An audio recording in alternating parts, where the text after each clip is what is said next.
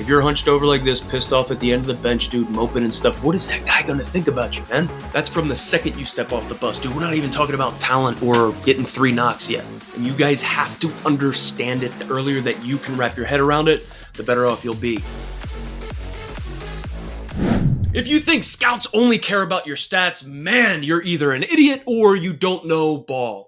I've seen hundreds of players with insane tools get passed over, and I've seen guys with average measurables get drafted. You want to know what scouts are actually looking for? Well, let's break it down. For those of you who are new to the channel, my name is Ian Miller. I was a college walk-on. I was a 9-hole hitter from Little League all the way to the big leagues, man. I was just like you, and the 9-hole is where the next generation of underdog champions are built. That is a mouthful. We all want to get drafted, fellas. We all want to show well in front of scouts and evaluators who are going to be making decisions about our career.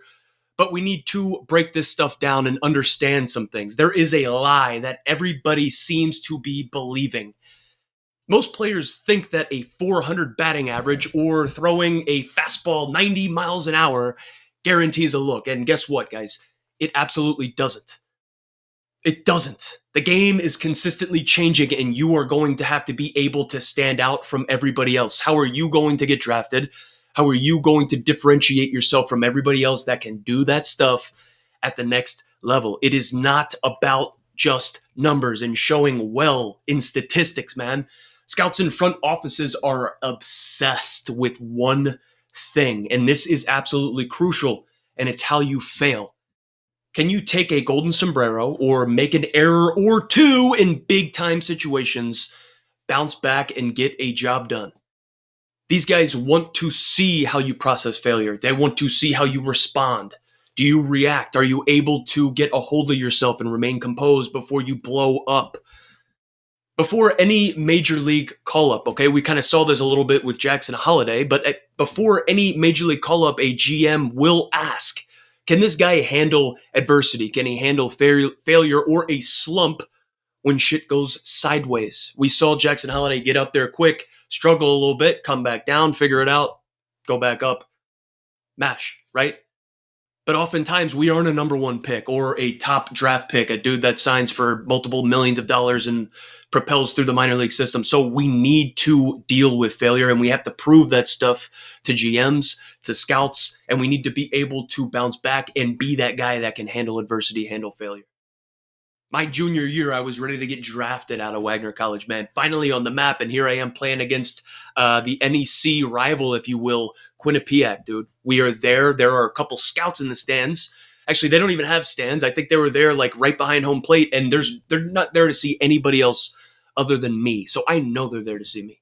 I start the game 0-4-2, dude. I catch a gnarly strikeout to start the game, and then I roll over. I hit a ground ball to second base, and I jog my ass down the line, dude. I show bad body language. I don't hustle, and guess what happens? Those 2 scouts that could have changed the trajectory of my career and my life, they left. I ended up having a fantastic game. Started 0-2 with some bad body language and a bad attitude, dude. But I ended up 2-5. I ended up throwing out the tying run at home with a freaking bazooka from the outfield in the 8th or 9th inning, dude. I had one of the best plays ever, one of the best throws ever, and none of those guys saw it. It meant nothing. Here I was trying to get drafted, and I'm not doing the little things right, dude. I'm not showing that I can handle failure. I'm letting the game get the better of me, dude, and these guys just walked away. That day, I ended up learning something, and you guys have to understand it. The earlier that you can wrap your head around it, the better off you'll be. Scouts don't just evaluate your tools, man. They evaluate temperament, your character, your presence, how you show up.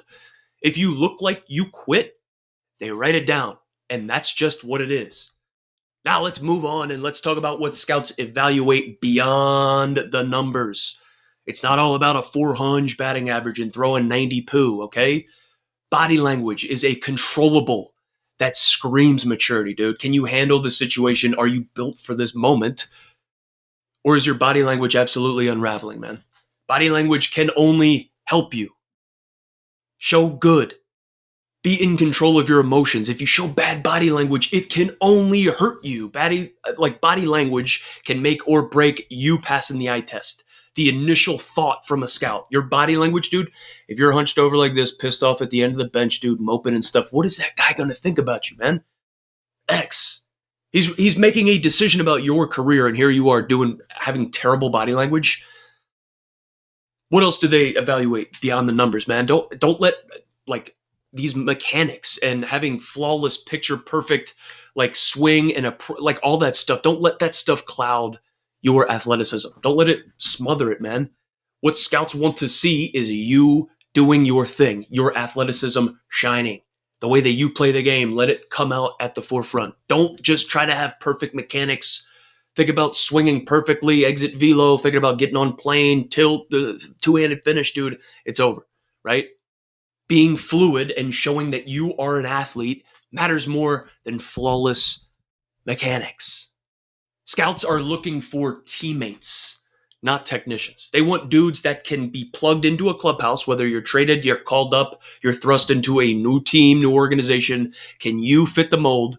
Can you fit into that clubhouse and fit into that dugout, dude? Or are you just a dude that is only out for himself? Only out for getting a couple knocks, dude. Only out for number one. Can you be a good teammate? Can you take feedback from your coaches, dude? Can you take constructive criticism, dude? Or when your coach tells you something, do you shrivel up into a raisin, start crying, and have a terrible attitude? Pro organizations run personality tests. They run emotional evaluations. They do psych tests before investing in you. They want to draft you in the top 10 rounds and potentially get you at $250,000 or $1 million, dude. Darn right, they're going to know everything about you. They're going to run you through those personality tests, emotional control tests before they start throwing money your way, right? They want to know who you are off the stat sheet. That's what a lot of baseball players, younger baseball players, dudes that are trying to make a name for themselves, don't understand. It's more than just what the numbers and the paper says about you. If you are trying to get drafted or you are trying to get seen, you need to understand that the second you step off the bus, you are being evaluated. They are watching you, your presence, that body language, the way you interact with the teammates, the fans, the way you treat the people at the bottom of the totem pole. From the second you step off the bus, you are being evaluated. Pay attention. You can teach mechanics. You can't teach composure. You can't teach energy or how a guy treats people when nobody's watching. You are being evaluated, fellas. It is more than just the stat sheet. Now, what's the one thing that all scouts write in the notebook? Well, let's dive into it. Eric, I'm just struggling right here. I don't even know how I was supposed to transition into that. 8:30 to like 9:30. That's just all over the place, dude. It's crazy. Scouts are always evaluating you. They are always writing in their notebooks. And I brings me back to a story back to sophomore year before I was on any type of draft boards. Pat Light was a first rounder out of Monmouth University, pitched in the big leagues for the Red Sox, dude. And he was throwing 100 miles an hour in New Jersey, coming up like facing dudes that just absolutely couldn't touch him in the NEC. And I remember all the scouts were in attendance for his draft year, talking about guys with the last name of Kohler here in the Northeast, MLB guys that made big-time decisions about big-time players. And Pat Light ends up showing up to Wagner College and throwing a no-hitter. He no-hit us.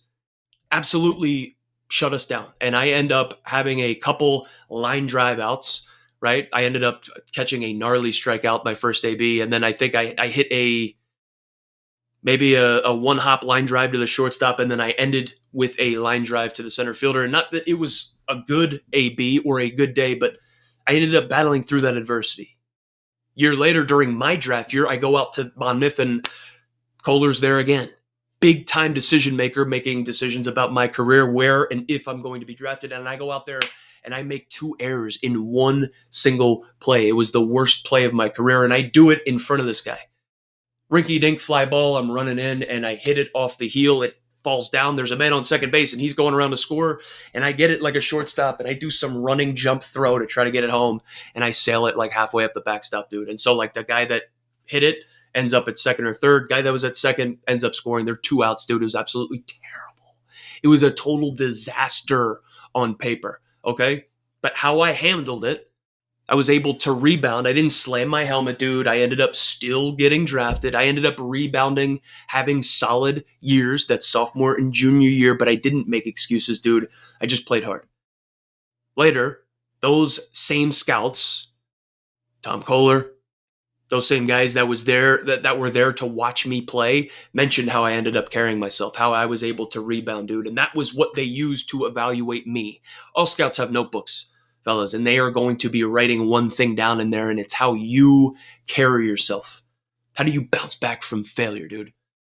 My biggest failure ended up being my best audition, and I didn't even know that because I proved that I could handle it when everything went wrong.